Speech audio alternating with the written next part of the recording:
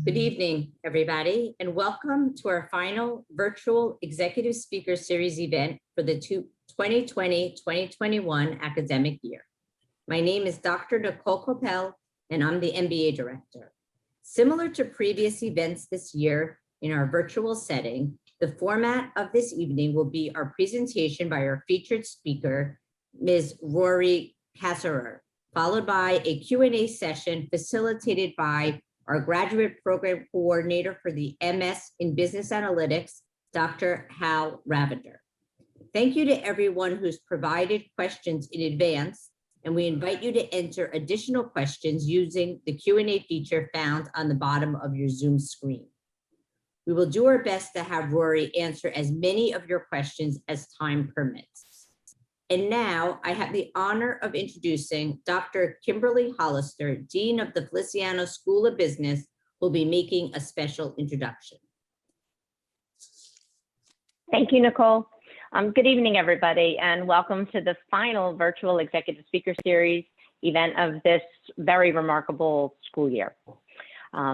We're very pleased to have with us tonight Aurora Cassirer, who is a highly successful litigation partner at Troutman Pepper. I am looking forward to hearing from Rory as she discusses artificial intelligence and the serious ethical challenges it presents across a spectrum of industries and business applications. Rory comes to us tonight through our good friend and longtime advisor and trustee, George Hiltzig. George will introduce Rory, but first I'd like to say a few words about George. Like Rory, George is an attorney who enjoyed a long career in practice, in his case in the entertainment industry. He spent 21 years at NBC, where he rose to vice president for policy and practice for the TV network division, before joining the talent agency NSBN Stock, representing major producers, entertainment executives, and radio personalities. He's currently a principal at Hiltzig Strategies, a public relations firm founded by his son, Matthew. From 1989 through 2001 in April, George served as a member of our university's Board of Trustees. And earlier this year, he was named the first trustee emeritus in honor of his contributions to the Board of Trustees and the university. George and his wife continue to support students in the School of Communications and Media through the Linda and George Hiltzig Scholarship. And pre-COVID, George deployed his formidable networking skills to help us and our advisory board chair, Michelle Ansbacher, share our best practices in board leadership and engagement with the other university and school and college boards. And with thanks to all that he's done and continues to do for the school and for the university, I'm pleased to introduce Mr. George Hiltzig. Thank you very much. I'm blushing and embarrassed, but let me get to my remarks. Thank you. It's my pleasure, of course, to introduce our guest speaker. And as was said, as a former chair of the board and longtime trustee, I would just like to reemphasize what a special place MSU is. And I am very proud of the undergraduates, graduates, and alumni of MSU because you have given us the opportunity to educate, train, and develop you and as part of our future leadership. And as you know, our business school has been in the forefront of innovation and education. And we are so excited that you all benefit from the MSU experience. This was a public service announcement, so now I could go on to introduce Rory. And I must say, as I talk about the business school in particular, having been involved for so many years, all of you have done such an extraordinary job that it's so much appreciated and recognized. Okay, now to the introduction. Given the limitations of time, I will not read Rory's resume, nor will I talk about her extensive and impressive resume, nor about her legal experiences or her extensive publications or her pro bono work with many volunteer organizations, nor her memberships in different nonprofit boards, nor do I want to talk about her clients ranging from obviously the United States, but in Korea, India, China, Israel, and elsewhere. I think you get the point about how special Rory is. But most importantly, and I think this resonates for me, and I think for many of you, she is a first-generation American immigrant. She attended a state university, like many of you. She graduated from NYU Law School and became the first female managing partner of a major New York law firm, Troutman and Pepper. Role model has become kind of a trite word, but she certainly has been a tremendous role model for all of us, know her personally and professionally, and for all of the young women and men like yourselves. I wish I could talk more about it, but I know I can't take center stage. So Rory, please start. And as you all know, she has a tremendous interest and passion for AI, technology, and ethics. Thank you. George, thank you very much for that wonderful and very special introduction. You are indeed special, and I'm glad that you're involved with MSU. Hi, everyone. I am honored and excited to be here tonight. You are the next generation of business leaders in the United States and possibly internationally. It's the education that you receive here at Montclair State University that will make it possible for you to meet the challenges of the future, make difficult decisions, possibly even change the world in a very small way. My expectations were to change the world in a big way, but I realized we can only change our part of the world initially. Each of you has a lot of opportunities looking forward. It's a world that's changing very rapidly. And the fact that you're in the audience tonight shows me that you're up to it. You'll take those responsibilities seriously. I hope that my presentation tonight contributes in some small measure to your ability to meet the challenges of the future. Artificial intelligence is undoubtedly here to stay. It's undoubtedly good, and it's undoubtedly bad. We're going to have to talk about putting things into context to help you put those challenges into perspective as you navigate the issues. You change the slide, please. So the definition of artificial intelligence is basically it's in effect, development of intelligence not produced by nature or by man. It's produced by algorithms, learning from data and putting systems in place. So the three forms of AI are machine learning, AI, change slide, and deep learning. I am going to refer to all three of those as AI in a generic sense. I'll use it simplistically. It's using a machine to help make decisions that used to be made by humans. The machine learns through pattern recognitions, identifying data and patterns, and then builds on that model. One simple thing is saying, the I am not a robot is an example. Every time it asks you to identify a bridge, it's learning what a bridge is. Next slide, please. Here we go, robots doing Jeopardy. Next. Uses of AI. Next slide, please. I am zipping through the beginning because it's the end where I get to the ethics portion after I put it into context, so you know. So where is AI used?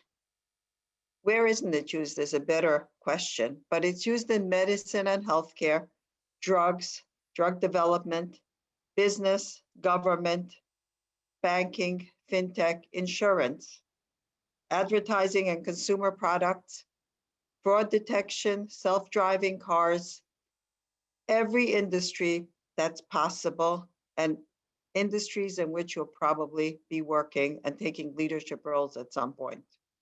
Next slide, please.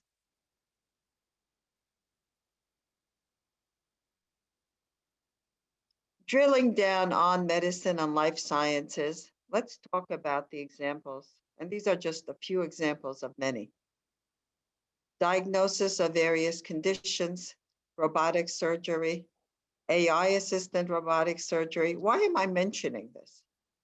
Because at the end of the day, someone has to take responsibility for what's happening in all these various places.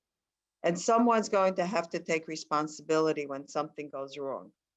Is it going to be the developer of the AI system? Is it going to be the doctor or the hospital who chose it to go into the hospital to use it? It'll probably be all of them, quite honestly. If you talk about the development of the vaccine now, COVID-19, great invention. Could not have been possible without AI and its analysis of the millions of pages of data that existed. And it looks as if it was done absolutely right. But is there a possibility that there was some bias that crept into it or some mistake? Maybe. Certainly hasn't come out, and I'm betting that there is no mistake, but I don't know. Keep going, please. Next slide. So here's one discovery which shows you how the application of AI crosses over from business to medicine. I just love the title of this article, The Pastry AI That Learned to Fight Cancer. Wonderful story. New Yorker had this 21-page article in Tokyo. There was a chain of pastry shops, and they have 30 to 40 pastries in each shop. And the custom there is not to have these pastries wrapped, so you really can't scan the price. So these poor cashiers had to recognize all 40 varieties, which of course they couldn't do. Owner of the store, of the chain, before he lost his business altogether, hired a software engineer whose own family business, which was lumber as it was not doing too well, to develop something called Bakery Scan, which after 5 years of development was able to distinguish depth, color, consistency, and did a great job where the cashiers were able to actually price these pastries correctly just by scanning them. Got a lot of publicity in Japan. Lo and behold, a pathologist saw one of the public renderings of this discovery and said, hey, you know what? Looks to me like cancer cells look like bread. Maybe we could develop a scan to distinguish what's cancerous and what isn't. End of the story. There are clinical trials right now in Tokyo at 2 hospitals, 99% accuracy. Now, why am I telling you this story? Not just because of the AI use, but also to show you that you need the human element to make the leap between business, the application to pastries, to the application to cancer cells and the early detection of cancer. Next slide. Next slide, AI in business. Basically, pictures are worth 1,000 words. FinTech, which is being used far more actively by Black business owners to get pandemic aid than banks. Banks simply have not been friendly or responsive in the past, according to this article, to minority owners. Good story. Next. Raising a lot of money for AI software. That's where the business is going to be in the future. Next slide. So this is something, an HR app. Let's talk about an example of an HR app that we examined at the law firm. It's an app that a client wanted to use and wanted to know what we thought of it. So you look at this and you say, wait a second, what data did they use? How are you sure that they didn't let some bias or some unfairness creep into the model? Where did they get the data? Now, we also know, by the way, that the old data is easier to get than the new data. So the old data is skewed towards white men and against women and minorities, because that's what was on television in the 50s and 60s. But it's hard to get new data for privacy reasons. Next slide. So when you, in your role as a CEO, CFO, dean of a law school, dean of a business school, look at a vendor product and say, you know, I want to get something that cuts down on my hiring time. Let's put the stuff in the junk pile before I waste time reading it. make sure that this model, which is theoretically built to predict likelihood of success, was not based on flawed data. Make sure that you ask the right questions because frankly, if it was based on flawed data, and this is the lawyer in me talking, you can get sued. It's not an excuse to say I relied on the vendor. The vendor, even if the vendor indemnifies you, the vendor may not be good for it. Now, AI does learn from its mistakes, but human beings have to keep an eye on it. Human beings have to make sure that everyone's privacy is preserved and there's nothing impermissible or illegal in it. Next slide, please. Contract management, we can pass over this one quickly other than to say there's AI being used to standardize all vendor contracts in the Fortune 500 world. It's a good thing generally, it has to be done right. Next. Used for fraud detection, know your customer rules in banks and in fintechs, money laundering. We were talking earlier on about cryptocurrency and the wave of cyber attacks. That's something that AI hasn't figured out yet. Maybe they will. Next slide, please. Uses in government, which I'll gloss over because it's not part of my subject, except as an aside. Government obviously uses security, AI for security, surveillance, weaponry, including drone systems. It shares that security and that information with other friendly governments. Next.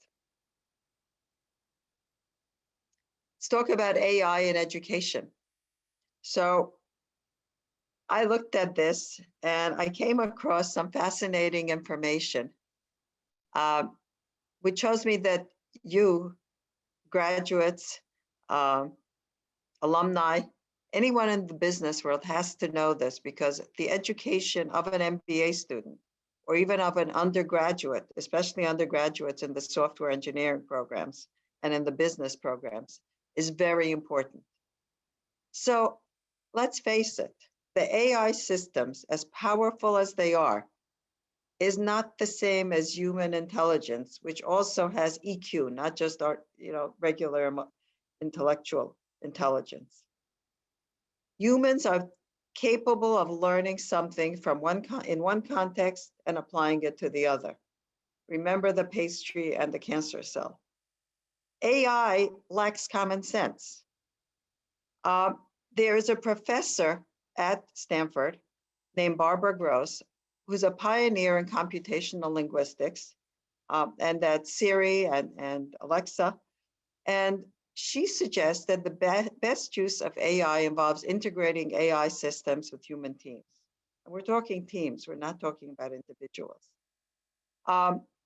In 2015, she designed a course at Harvard to teach undergraduates intelligent system designs and ethical challenges so that we don't have AI in a vacuum. This ultimately led to an ethics module in every computer science course taught at Harvard. Now, they didn't have the money to pay someone to do these ethics courses at the school in every computer class. So they came up with what I think is a great idea. It's taught by philosophy graduates at Harvard who are doing fellowships or who are getting PhDs. So they're interacting with the AI students, with the computer students. Great synergy there. Next slide, please. So, sorry, go back one. Okay. The idea is to teach fundamental ethical reasoning skills to students on such issues as fairness and privacy, social networks and censorship, robots and work, human to computer interaction. I think it's a great idea. The trend right now is to have AI ethics in every coding class. Next slide. Ethical issues, current as well as legal issues. Theory of the picture again. So the first photograph is of a fantastic woman named Joy Walamimwi. She was a graduate student at MIT, where I gave a version of this lecture on ethics in the pharma industry. And she, in doing research for her PhD, realized that the algorithms in facial recognition programs were skewed and they were biased. And they resulted in an inordinate number of Black men and women being arrested unfairly for things they didn't do because the system simply didn't work. The next photograph is of a now retired judge, Catherine Forrest. She's now a partner in a law firm, who attacked the sentencing guidelines and a machine learning that thought that it could predict how convicts or how convicted criminals could do, and basically purported to advise or to set sentencing guidelines, the sentencing for that person. So the headline here is When Machines Can Be Judge, Jury, and Executioner. That's the name of her book. Next page. So we just talked about facial recognition issues. They are widely used in the streets of London, in housing projects, in airports, in hospitals, broadly in certain communist countries. They have now been banned in certain states. Illinois is a big state on that, and there are safeguards in other states like New York, Virginia, IBM, Microsoft, and Amazon, mostly as a result of Joy's work, have now stopped doing work in face recognition technology. You can actually see a movie about her named Coded Bias. You can catch it on Netflix if you like. Next.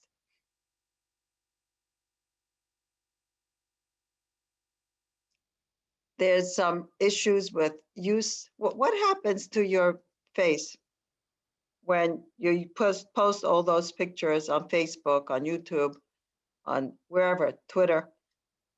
It becomes public, but can people use it? Can firms use it?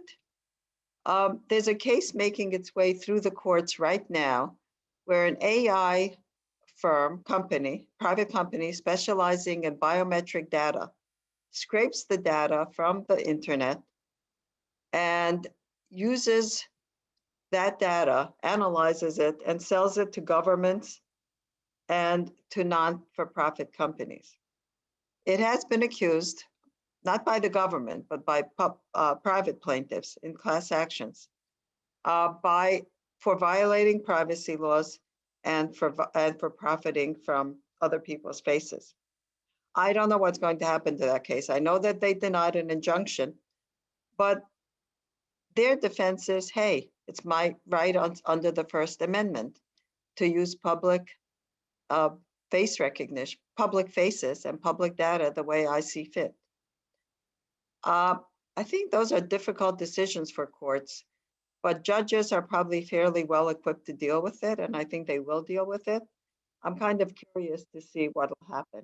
But these are issues that you should think about when you start using that data.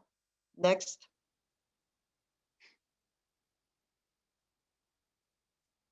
So general ethical issues that come up in AI.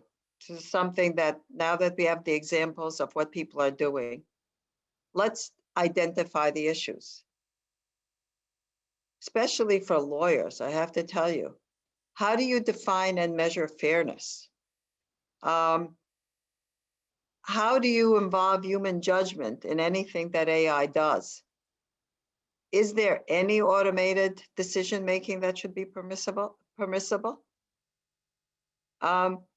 Those are tough issues, and you'll have to deal with it, and we'll have to deal with it. We'll have to deal with it together. Next slide. Now, Kinsey came up with 6 steps to minimize bias in artificial intelligence. I'm not going to read them to you. If you like, I can send you this page or the entire presentation. Just email somebody at the school or email me. I'm listed in my firm's website. But I'm going to go on to analyze it and get to my own 6 points that I will recommend. Next slide, please. Again, the ethical issues, to sum them up, are, again, for me anyway, are we want transparency in AI usage, minimize general bias, look, as we did in that HR app, for possible sources of bias, baking in and scaling a bias, and how to define fairness.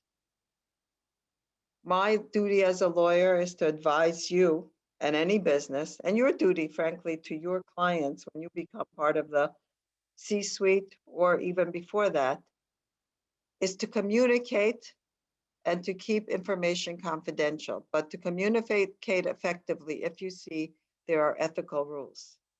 Think proactively, and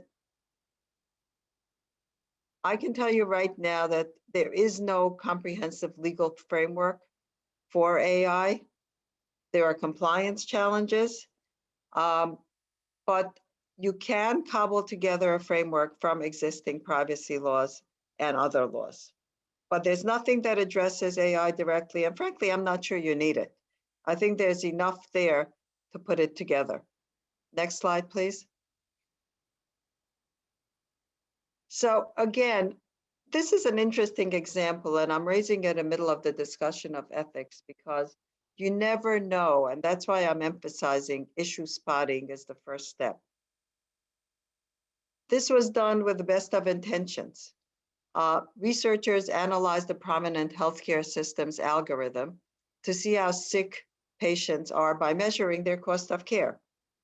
So it turned out that African Americans didn't spend as much on healthcare as white patients did. Now, correlating that to insurance that was being sold to people, African American patients weren't even offered supplemental insurance that white patients were receiving for the same level of sickness. Now, that was unintended, but it was nevertheless bias. Now, we're looking at that profiling for alternative sanctions for convicts. It was the same bias that crept into the data. So let's continue, please. Slide 28. Again, there's no comprehensive legal framework, and any legal framework will depend on the good faith of the people managing the AI system. So the laws themselves will not do it. You have the existing privacy laws generally.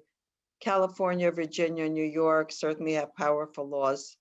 And I think they would basically minimize biases here, but they have to be addressed, but they have to be recognized. The algorithm has to recognize the bias before we know what's being violated.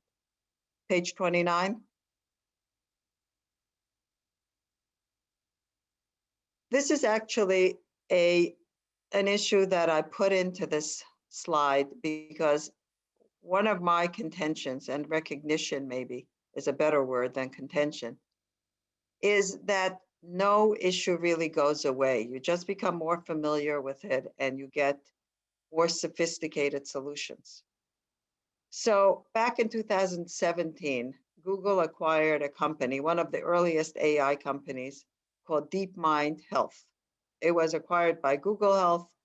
It turned out to create a huge amount of adverse publicity because DeepMind's partner in the project, one of the London hospitals, illegally gave DeepMind access to 1.6 million patient records, all of which, of course, were then acquired by Google.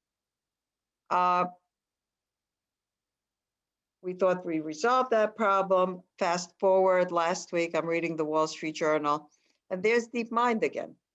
And this time, now, by the way, the CEO of DeepMind was fired for that. DeepMind is in the news again, and DeepMind is now saying to Google, we want to be independent. We don't want to be part of Google because they don't like, allegedly, some of the decisions that Google makes. So the upshot of the article was that Google said, no, you can't be independent, but Google then, and if you don't mind, could you please move the slide? But keep moving it, please. So this is the article. And the agreement between DeepMind and Google was that they would appoint an ethics team to look at at issues that DeepMind was working on. And the ethics team would include people at Google, people at DeepMind, and the former CEO.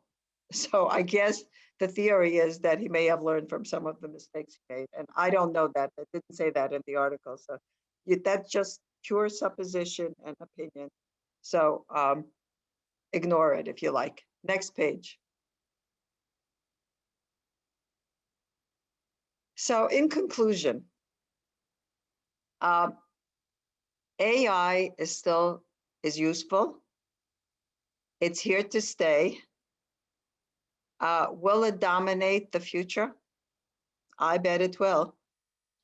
Now, we've been living with AI for a long time, but the reality is that this is in its early stages. We're only at the beginning of this. What's coming down the pike in the future? You're talking about better translation services. You're talking about improving the efficiency of data centers. You're talking about enhancing the search experience of the internet. You're talking about problems relating to social media. You're talking about helping detect cancer earlier, as well as other diseases. AI is actually helping in gene splicing and dicing. It could result in the democratization of healthcare. It's amazing. During this COVID-19 pandemic, I don't think we could have done without improving inventory management, as AI helped us to do. Financial services. I can't think of an industry in which AI will not participate. But as we discussed, there are some difficult issues here. How do we deal with them? Next slide, please. Now, here are some suggestions for dealing with AI issues. And I would like some participation here because these are suggestions that I actually thought about after thinking about it, after going through this and delving deeply into some of these issues. I don't think any of these issues are up to one individual or two individuals to resolve. I think as a matter of policy and common sense, we have to recognize that in every instance, we're dealing with a tapestry of information from different places, different experiences, and different data sets. Number two, each or some of those data sets may have weaknesses. Make sure that you analyze the system as well as its links to see which links have to be fortified in some way. Number three, make sure that you are placing your resources where you need them the most. It's not a political decision. It's an ethical and business decision. You want to have the best minds and the best judgments applied to these systems. Number four, and this is very important, have a diverse development team study the ethics of an AI project at its inception to avoid built-in bias. Now, are you going to pick and choose which system to have this team analyze? I don't think so. I think you have to do a preliminary analysis to see whether there might be an issue in any AI system that you work on. If you eliminate that problem or potential problem, then you don't need to go any further. But if you don't eliminate that problem, then deal with it up front and continue to monitor the project on a regular basis, not just for bias, but also for fairness, for privacy, for all sorts of issues that may come up. The issues that frankly, we haven't thought of yet. Now, I'm going to switch number 5 and number 6 for a very important reason, because you got to know your customer and you have to know your audience. I believe that number 5 should be make the team, quote unquote, part of the C-suite. The team should consist of your risk management people, compliance people, legal and preparedness groups that you have. This should be a group within the C-suite that's prepared for crisis management. Any AI issue can become a crisis in no time at all. It's a high priority for business. Now, number 6, and this is probably the most important point and sums up this presentation. You have to remember that bias and discrimination is not just illegal. It's terrible for business. You don't want to be known as the kind of business that discriminates or is biased or makes mistakes. The business model should be a clean, transparent model. Thank you very much. I hope that you feel free to ask questions, and I hope that you got something out of this program. Thank you, Rory. That was very informative, very interesting. Thank you, Hal. There is a question from Andrew Allworther. Will AI ever be able to fully take over because of its lack of common sense? Do you think there will be a way in the future to put common sense into AI? I think that's an excellent question. I think the only way to put common sense into AI is by having people of common sense work together with the machines. And I will stand by that. It's very important that people of common sense and good judgment work with machines. Let's not make this a man versus machine project. This has to be humans and machines working together. It's the only way it'll work. Thank you. Here's a question from Professor Ruben Jing. One of the most updated AI tools is called Neuralink by Tesla. If it gets mature and is used in common practice, human will become AI controllable. Is that a positive AI development or a threatening one to regular humans? Human will become an AI controlled. Yes. Yeah, wow. AI will control humans. Okay. No, I don't think that's, I mean, I don't think it'll ever be a good idea to have AI control humans. And it strikes me as sort of a circular thing anyway, because humans at the beginning sort of introduced the data sets that created the AI program, and then you're turning around and having AI use those data sets and the learning from the data sets to control humans. My personal feeling is that that will not happen, and if it does happen, it's not a good thing, and we should legislate it out of existence. While we wait for more questions from the audience, I have a couple of questions. Now, issues like fairness and bias and privacy and data validity and so on, have we as a society agreed on what the ethical principles here are? Or is there still some work to be done? It's a work. It's a work in progress.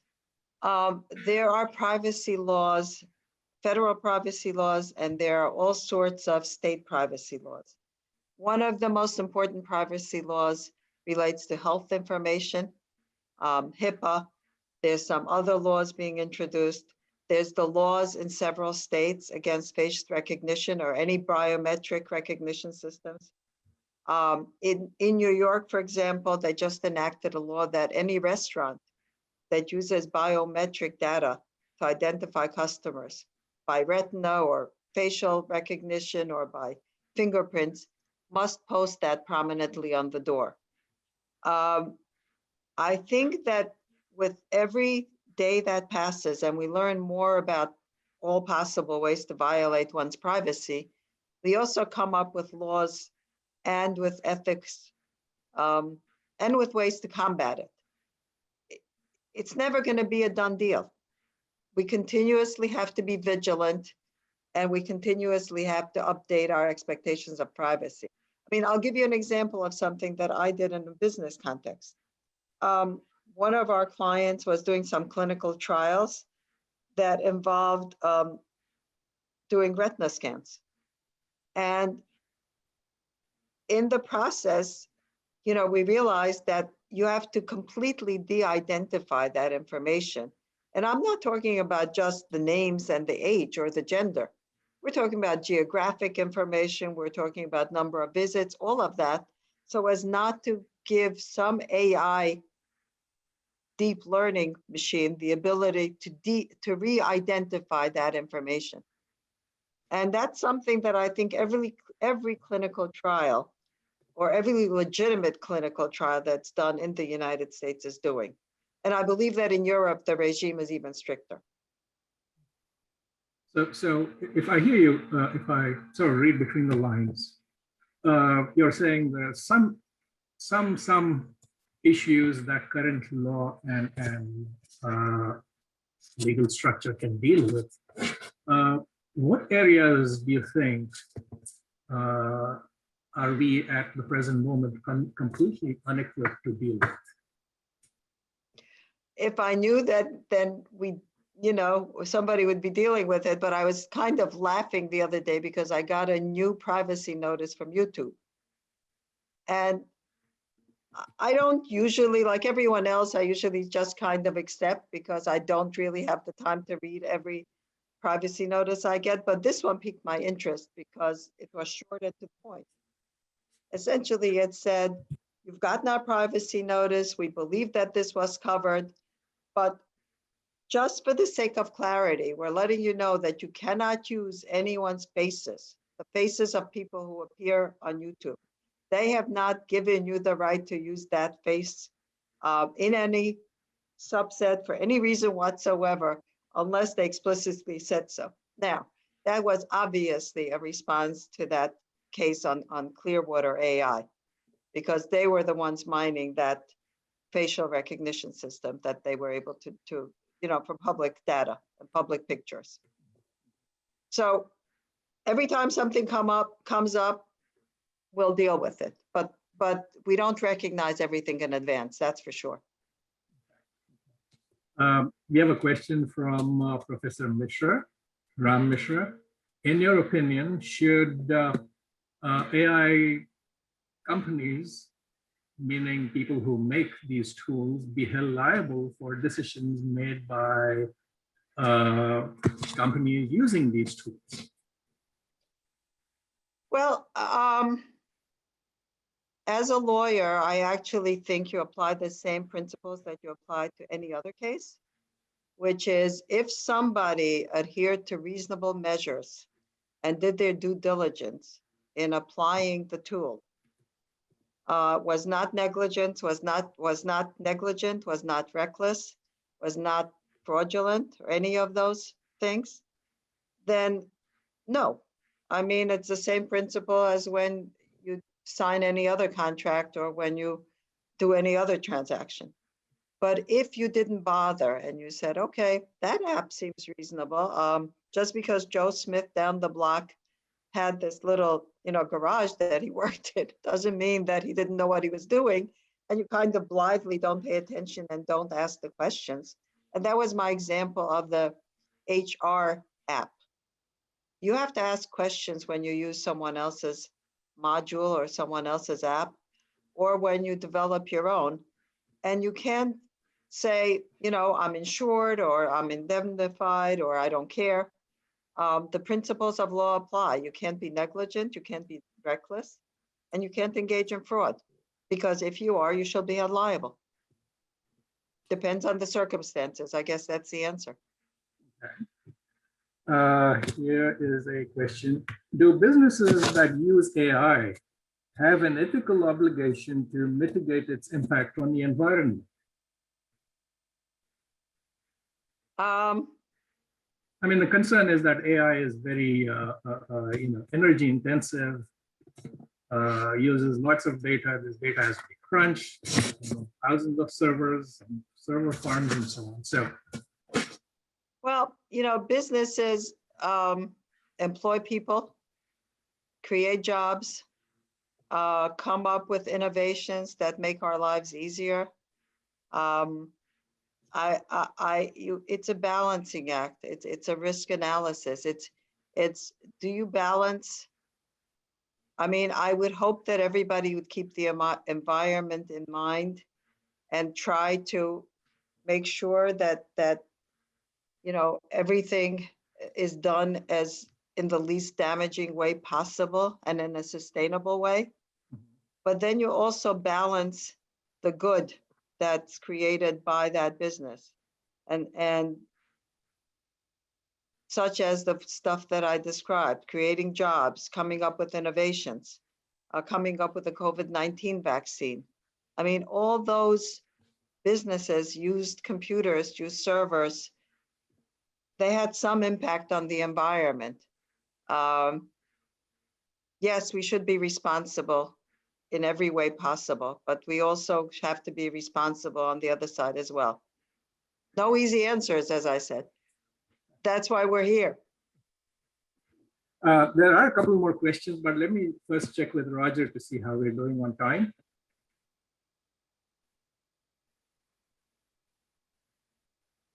We're doing fine on time. We still have Okay. 10 minutes.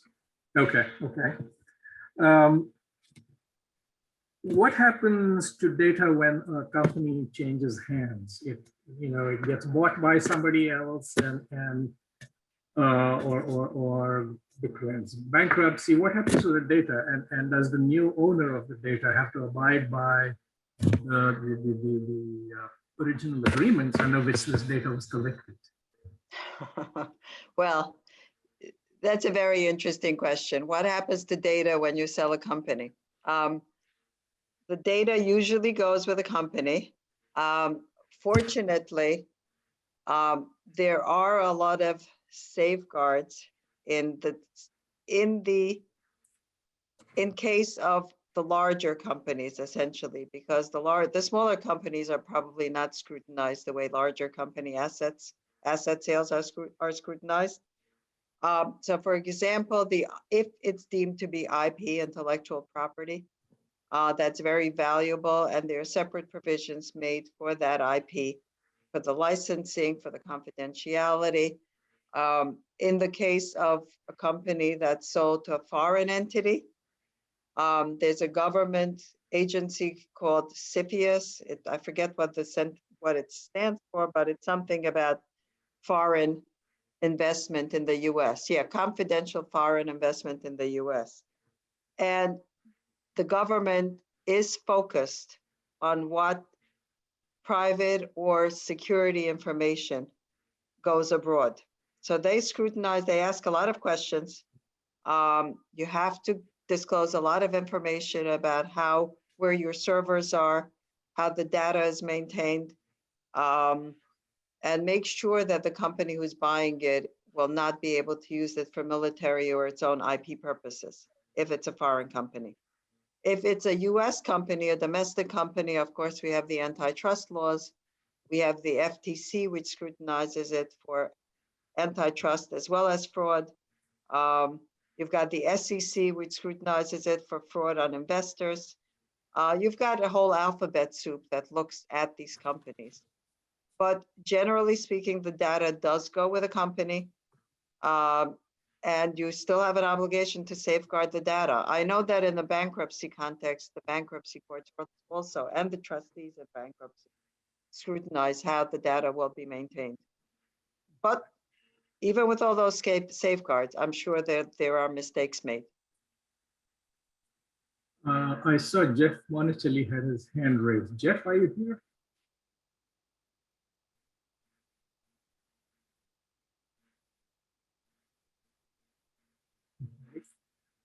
Here's a question. This is a follow-up question from Professor Ruben Jing.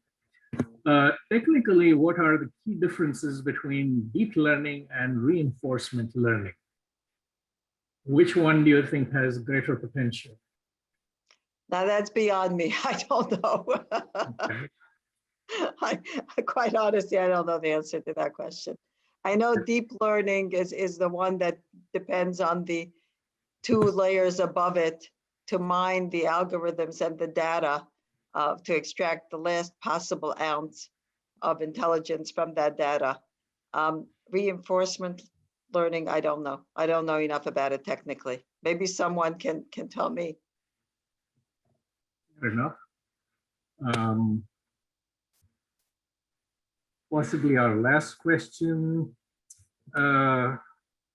Who do you think is better poised to deal with the challenges of AI, the US or Europe? Well, as a former European and as a current US citizen, obviously I'm a patriot. I think it's the US. And I sincerely mean that. I think we have good people of good faith everywhere. But I think we are seemingly ahead of everyone in this field. And I think Europe has absolutely thought about privacy to a greater extent than the United States, and is far more restrictive. We actually follow the European restrictions because almost every company that I know is international in practice. So in order to do business in Europe, we actually follow the European privacy laws. But I think we're ahead in the way we analyze AI, and we're ahead in the way we've kind of started to work in teams, and we've started to teach at the college, and we've started to teach ethics and fairness at both the college and the MBA level. So I think we are better equipped, and we are, I think, also very nimble in moving ahead and changing things as circumstances change. Now, it could be an absolutely biased observation on my part, because as I said, I am, a European refugee who's here, but that's my feeling. I don't know how anybody else feels about it, and I'm sure there are different opinions, but this is my opinion. But as a follow-up to that, because companies are getting more and more global and they have to do business around the world, do you think this will lead to a common front, a common set of standards to deal with the issues raised by AI? To some extent, yes. I think it will. I think there'll be some uniformity in the way we deal with AI. But different countries have different issues. And there's a problem here that may not be a problem in Brazil. There may be a problem in Rwanda that doesn't exist here. So somehow there will be uniform standards with national applications. And that's what makes this so interesting, and that's what makes it so tricky. Recognizing the nuances and recognizing the pitfalls. So, I mean, it's a challenge. It's an interesting time. We're at the beginning of, I would say, a revolutionary evolution, if that's not too hokey. But I really feel that way. I mean, things have changed in the last 20 years more than they changed in the last 500 years, I would say. And I think things will change at an even more rapid pace in the future. So it's a challenging time, and it's a time of opportunity.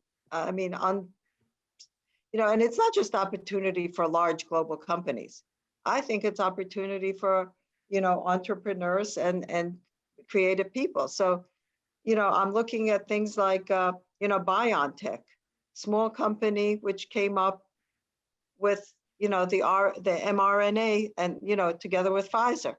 I'm talking about, the stuff being done at MIT on, I forget the name of the company, on splicing and dicing the genes and eradicating genetic diseases. CRIPT, what's it called? No, it's, anyway. So I think it's opportunity, it's change, it's risk. It's going to be an incredibly creative time. And I think a lot of talented people will make a huge difference in the standard of life and the quality of life of all of us. So thank you again for the opportunity to speak. I really appreciate it. Thank you very much, Rory. I mean, it's been refreshing and informative to hear from you, and you've given us a great outline of the challenges ahead of us and as a society, as analytics professionals. Thank you very much again. Thank you. Thank you for the opportunity.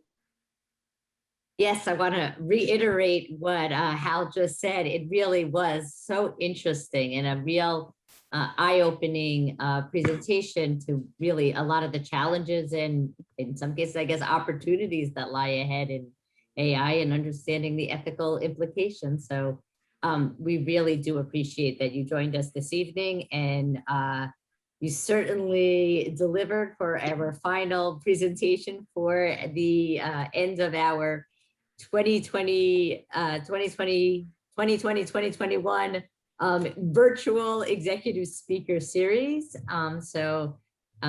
Again, I can't thank you enough. And for all of our students and alumni and faculty who joined us this evening, thank you very much. I hope you guys have a wonderful rest of the start of your summer.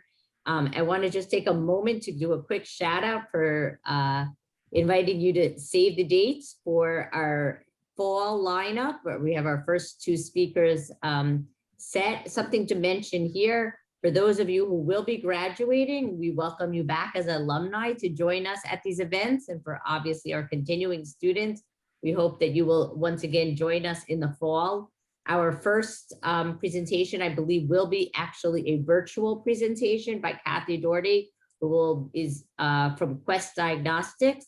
One of the interesting things she'll be talking about is how Quest managed to assist everyone through COVID, through testing, and through many years, they really got their whole entire industry disrupted. So I think she'll be a really interesting speaker. And then in October, I believe that will be our first back to a live session. We'll have Irv Dennis, who's retired from Ernst & Young and the former CFO of the Department of Housing and Urban Development. So we're very excited to welcome both of these speakers to kick off our 2021-22 speaker, both virtual or hybrid series that we will be having in the fall. So we look forward to seeing you then. For everyone else, have a great, wonderful summer. Best of luck on your summer courses. And again, Rory, we really appreciate your time. Thank you so much, Thank everyone. you so much for inviting me. Thank you. Great. Bye-bye. Bye, Rory. Take Bye, care. everyone.